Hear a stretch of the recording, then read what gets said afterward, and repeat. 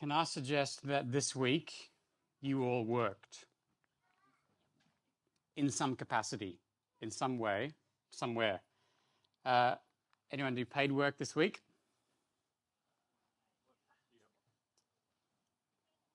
All right. Our offering is doing really well then, considering how many hands went up. Anyone do volunteer work this week? Anyone do housework this week? That's more hands than those who went to work, like jobs. Did anyone work with their family this week? Yep. Did anyone work in the garden? Anyone do homework? Uni work? No, not yet. It hasn't started. That's lucky. Anyone work on the car? Anyone work out? All right. You all did some work this week. And work is not just a paid job. We all work in different capacities every single day. We do this. Work is the act of exerting energy toward a goal or result. And there was a publication by the job site Indeed, and they found that 70% of Aussies were unhappy in their current paid roles, and 41% said that was one of the main stresses in their life. And maybe that's because we challenge with this idea that we've got to exert energy, and then we've also got to work towards this goal. And sometimes the energy we put in may not be towards the goal that we want, and so we end up with this kind of cognitive dissonance around work and working in general. Can I suggest that there are two different ways or two common views of how people see work? The first one is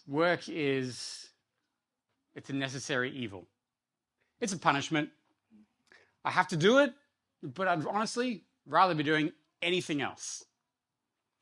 It feels like a drag. It's difficult. It's a drain. You wake up in the morning and instead of being excited and jumping out of bed, you pull yourself out of bed, you drag your feet, and you make your way to either work or start doing the work that needs to be done in your life. There was a fairly significant piece of philosophical work released in 1993 called Groundhog Day. And there's this scene that captures, I think, how sometimes we can feel about work. And Phil, main character, is talking to Ralph. And Phil says, "What would you do if you were stuck in one place and every day was exactly the same and nothing you did mattered?" And Ralph says, "Yeah, that about sums it up for me." This was how he felt about all the work that he was involved in all his life. It was just this kind of constant merry-go-round of nothingness. And that's not a great place to be. So work can feel, if you take this view that work is just something that we have to do, and it's kind of this almost punishment, we get that view. It's actually, if you look back in ancient religions, Babylonian, Mesopotamian, even the Greek, their view of humanity and why we exist was essentially that the gods had things that needed to get done, and they didn't want to do it, so they created humans, and now humans do the work for them. And it creates this rather uninspiring picture of why we do things every day. And with this view that work is punishment, it can be really unfulfilling because you're just kind of have no reason to strive and work harder. You just kind of exist. It can be something that really we try and avoid. I remember before I came into ministry, I was working in finance, and most of the people in the office would basically come in on Monday, talk about their weekend. Tuesday, talk about their weekend. When they got to Wednesday, they'd start talking about the next weekend. And that was pretty much how the conversations went. Work was this thing in the middle of the weekends, which made life enjoyable. So it can be unfulfilling, it's life of avoidance, and really work is just something you do to survive. It has to be done, but you do it knowing and hoping that, at least with paid work, that maybe one day you can stop doing it and start living life. The other view is this: work is salvation. And by that I mean work is what we do to develop and find who we are. It's how we develop our identity as a person. And so it's a means to an end where we work so that we can succeed, so that we can be good, so that we can have accomplishment, so that other people might see us as successful. But also it gives us the money that we can then use to buy the things that we want, which we think will make us find fulfillment. Does that make sense? So you got these two different views. This salvation view of work, it also creates this, maybe subconscious, but this hierarchy of roles. Because if our identity comes from that and it's a means to an end, then some jobs are more important than others because they earn more, or they're seen as more successful or influential or impacting. And so you might see someone with a higher paying job and think they have a better job than you because your job is lower paying, or because they impact more people, or society as a whole sees what they do as more important than what you might do. And this is all kind of uninspiring, really, when you think that between both a paid role and what you do at home, you know how many hours you spend in a lifetime at work? Too many? 100,000 in the average lifespan. You'll spend 100,000 hours at work doing that thing until you retire. And then when you retire, there's 10,000 hours a year, or at least, where you will also be doing things around the house. So you add this all up and it doesn't create this awesome view of work. When I was working in the bank, there was a client that we had, and he didn't smoke, he didn't drink, he didn't gamble, but he owned a whole bunch of pubs and clubs because he knew that's where he made money.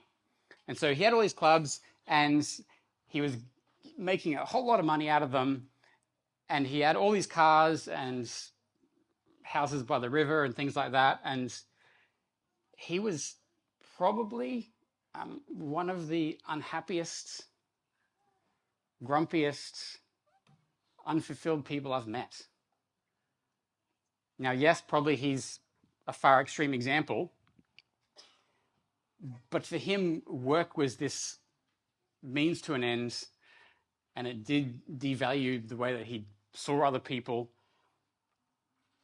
And all these views of work, is there a third option? We've been going through this series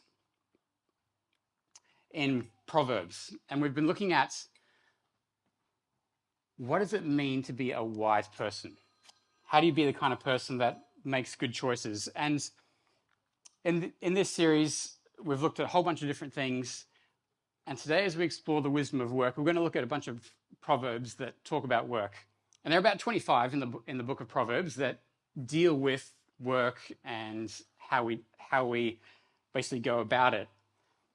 Now, you will notice that in the front of some of your seats, you'll see a blue book. That is a Bible. You're welcome to use that and read along if you would like. The page numbers, if you're not familiar with the Bible, will be on the slides on the top right, so you can follow along. But we're going to look at a few Bible verses which talk about Proverbs. So, Proverbs 12. Those who work their land will have abundant food, but those who chase fantasies have no sense. If you work your land, you'll have something to eat. If you chase dreams and goals and In another place, Proverbs talks about kind of get-rich schemes. They're not going to get you anywhere. This next one, in Proverbs 21, the craving of a sluggard will be the death of him because his hands refuse to work. Or there's this one. A sluggard says, there's a lion in the road, a fierce lion roaming the streets. And by inference, what they mean is, I can't go outside and go to work because I'll get eaten. So I better stay home and stay safe. Now there's more of these. They're all along a similar line. But essentially what Proverbs is saying is wise people work.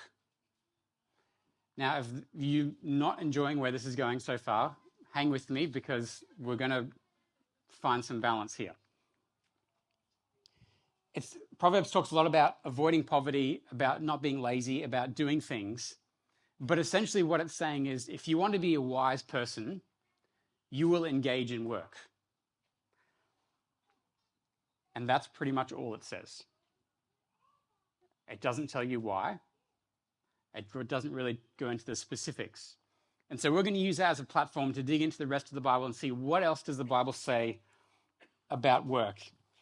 And I want to suggest that this third view of work covers three things. We're created to work, we serve others in our work, and we ourselves are actually shaped through the work that we do. Now, if you've been a Christian, if you've spent time in your Bible, this first one probably won't come as a surprise to you. In the beginning, literally page 1 of the Blue Bible, we have this story where God creates, and he says, let's make man in our image, in our likeness, so they can rule. We've got a purpose. We are here to rule. And then a little bit further on, he gets a bit more specific. He makes his garden and he puts us in it and he says, I want you to work this garden. And it's interesting that this is something that God had already done himself. He had worked, he had created, and then he made us in his image, and then he gave us the privilege and the opportunity of actually doing what he did to a smaller extent. We get to work, we get to create, and the word there for work is a Hebrew word which means to serve or to cultivate, and it's the same word that has the base for the word of worship. And so God created us to work, and Proverbs says there's wisdom in working. Doing nothing is actually not good for you. As much as that dream may be in your minds, the Bible's response to that is living a life of complete luxury and sitting back by the pool and sipping drinks and just watching everyone work. It sounds good for a little while, but we're created to actually work and do things. We are hardwired not just to work, but also to be satisfied in the work that we do. There are two quotes I'm going to share with you which you do not often see next to each other. Stephen Hawking and Timothy Keller. But on this one thing, they agree. Stephen Hawking said, work gives you meaning and purpose, and life is empty without it. As an atheist, he is affirming what God did. He's saying, we need work. God's saying, work is good for you. They agree. Timothy Keller put it this way: work is as much a basic human need as food, beauty, rest, friendship, prayer, and sexuality. It is not simply medicine, but food for your soul. And so work is, can I say it? Work is good for you. Work is something that we are created to do, and we're hardwired to be satisfied by it. Work is also something that we get to do in God's image. What he did was he took chaos and created order.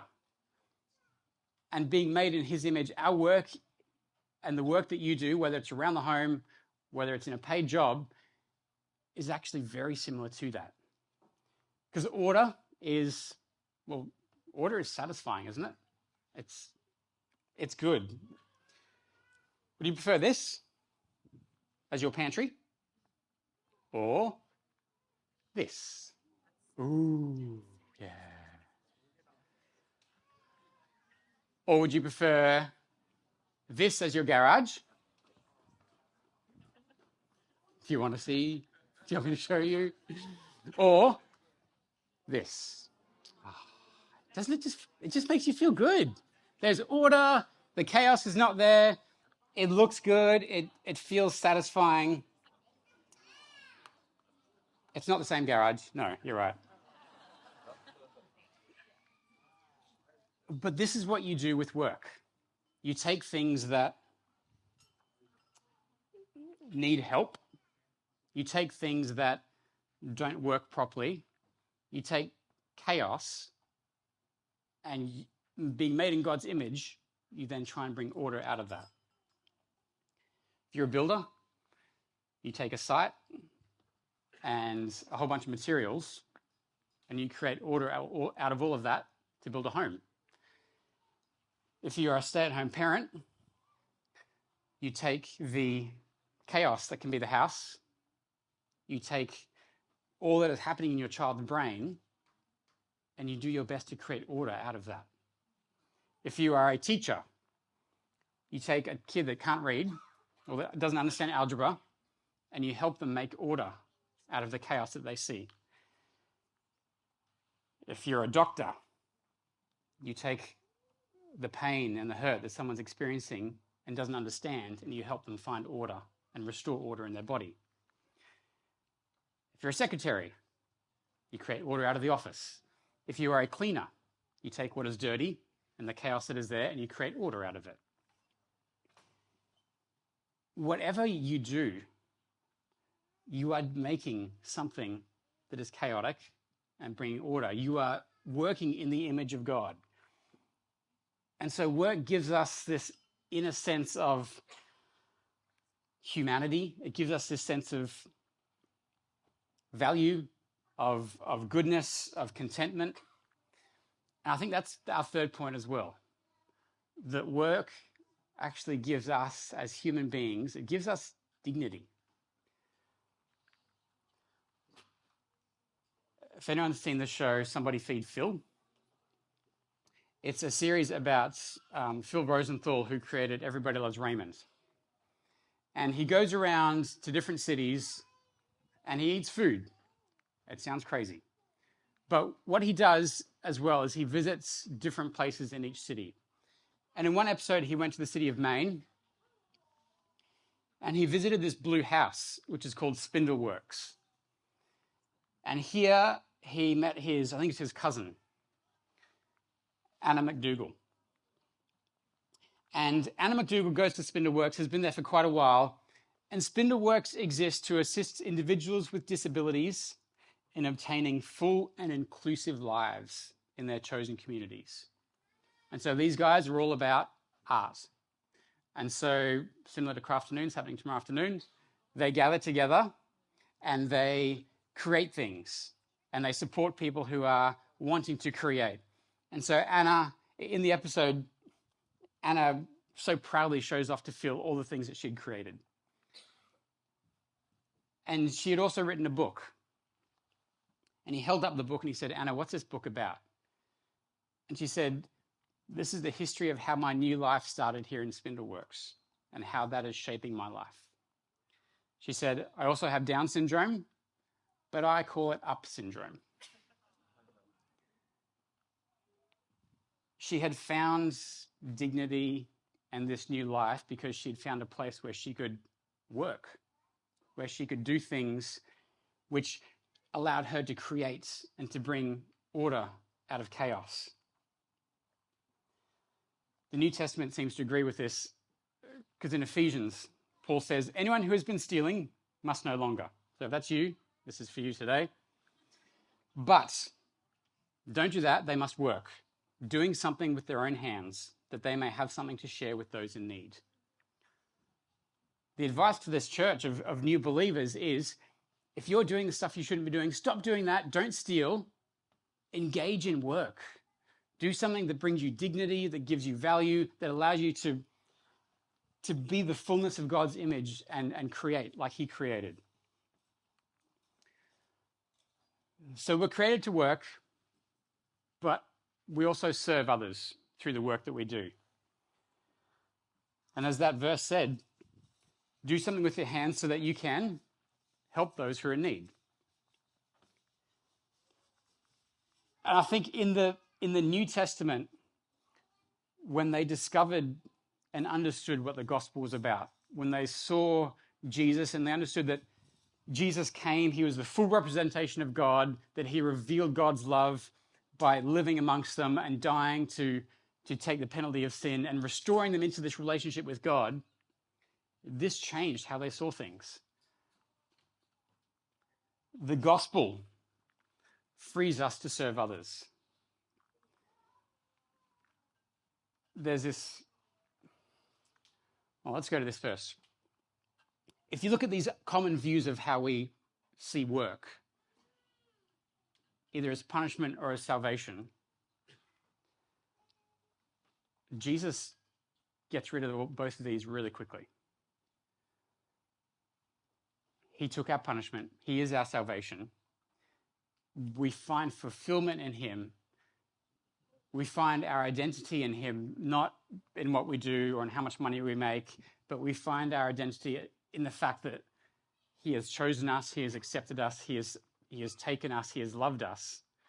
That is who we are.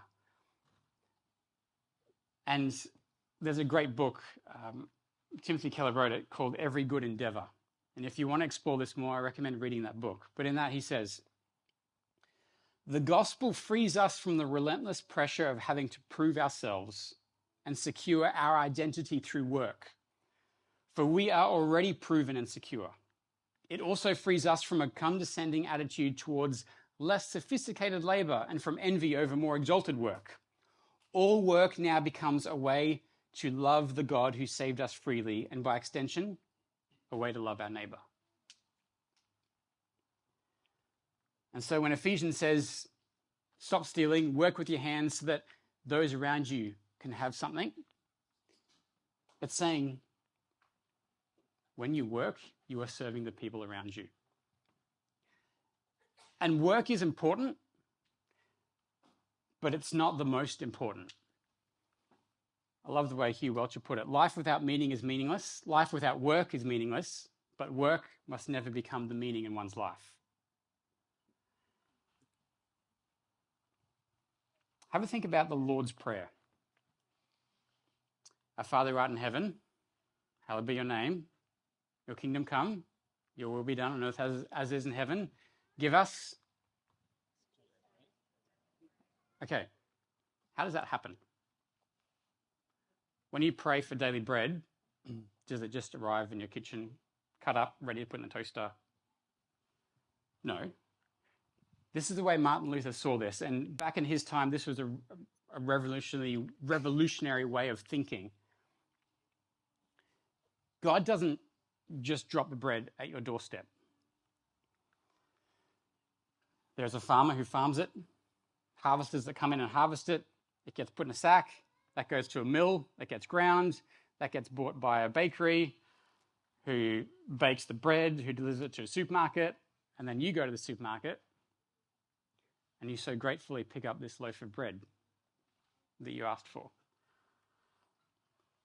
And so Martin Luther saw it this way. He says, when you pray for daily bread, you're praying for everything that contributes to your having and enjoying your daily bread.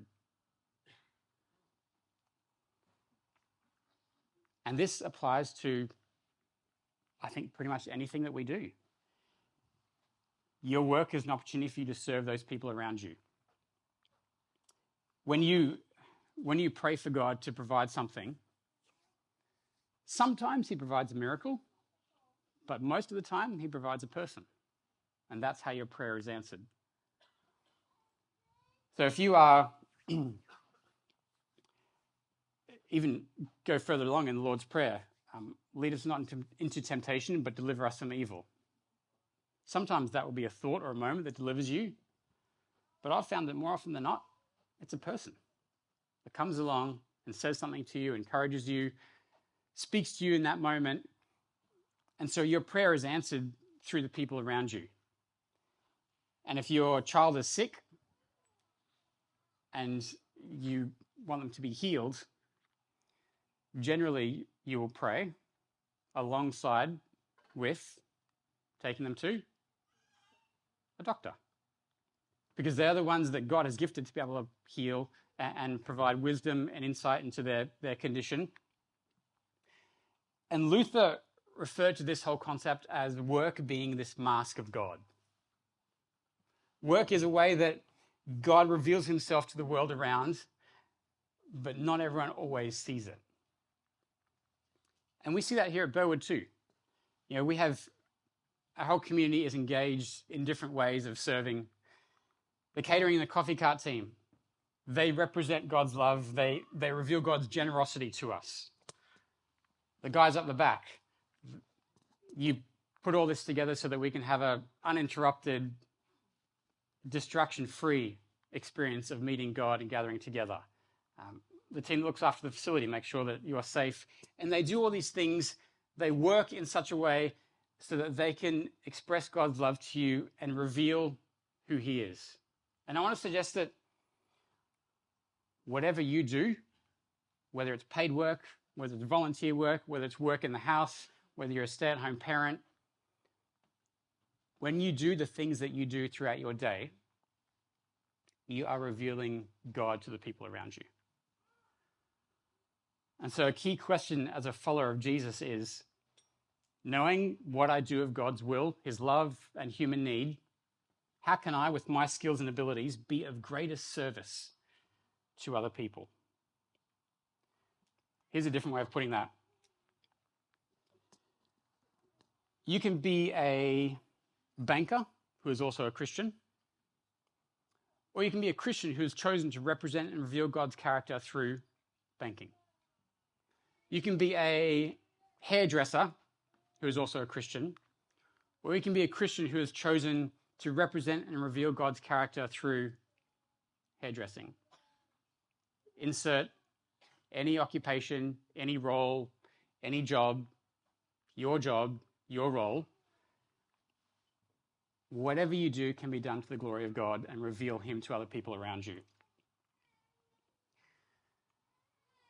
And so we're created to work. We serve others in work. And the last thing I want to suggest is that we are shaped through work. And as I was thinking through this week, I think this is the one that most Christians struggle with. See, there's no separation of faith and work.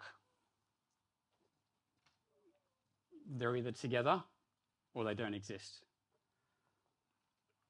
You can't live two separate lives where you follow Jesus in the mornings and on the weekends, but in the workplace, you don't. Following Jesus means you follow him in all places, wherever you go. Paul says, slaves, obey your earthly masters with respect and fear, and with sincerity of heart, just as you would obey Christ. Serve wholeheartedly as if you were serving the Lord, not people. So he's saying, work like you're working for Jesus. And maybe if it helps, work like you're working alongside with Jesus. Because in your workplace, in your home, in your volunteer space, wherever it might be, how can you represent God there? And I think the greater challenge is when you experience things in that place and you're going, this is a difficult situation. This is pushing my buttons. This is challenging. This is not what I thought it would be. I don't like this. I don't want to be here. This person is being terrible. I can't handle the stress. Whatever it might be, how can you represent God well through that? How can you walk with God through that? You know, you spend 100,000 hours doing work. Dallas Willard said, to not find your job to be the primary place of discipleship is to automatically exclude a major part, if not the most, of your walking hours from life with him. The gospel turns your work into a spiritual training center. And so your workplace can be a place of incredible growth if you're willing to combine those two things together. God uses us to get work done, but he also uses work to get us done. And by that, it means as you go through work and as you experience the different things that happen in your workplace, the ups, the downs, the challenges, the interpersonal relationships, the things that happen at home or where you're volunteering or helping out, as you go through all those things, you've got a very big opportunity there, not just to get things done and tick the box, but also to grow through that process and through that experience. At home, we've been working with the girls. We've put a little poster up of Philippians 4 verse 8. And we've done that to try and help them to realize that when they're walking around the house, when they're going through school, in all these different situations, their thoughts matter and they make a difference to how they live. In Philippians 4 verse 8, it says, "Finally, brothers, whatever is true, whatever is noble, whatever is right, whatever is pure, whatever is lovely, whatever is admirable, if anything is excellent or praiseworthy, think about these things. Think about this stuff." And I think it's paying off. I'm not sure. Ask me in 5 years. But what we're trying to help them see is that as they go through life and as they experience different things around the home, as they do their chores, as they do their homework, as they engage with friends, as they go to school, this is an opportunity for God to grow them and for them to grow further and further into who he is. You've probably heard this before as well.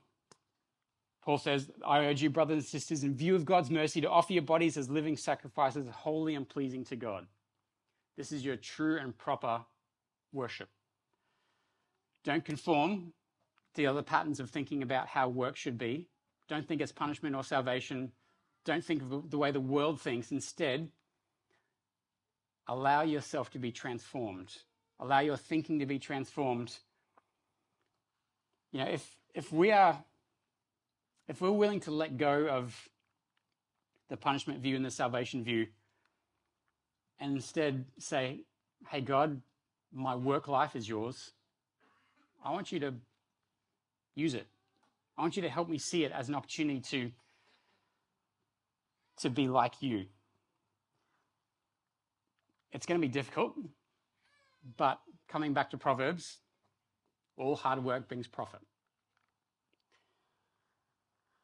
So I want to encourage you as followers of Jesus, as people who work in some capacity, and will probably do 5, some of you maybe 6 days of that this coming week.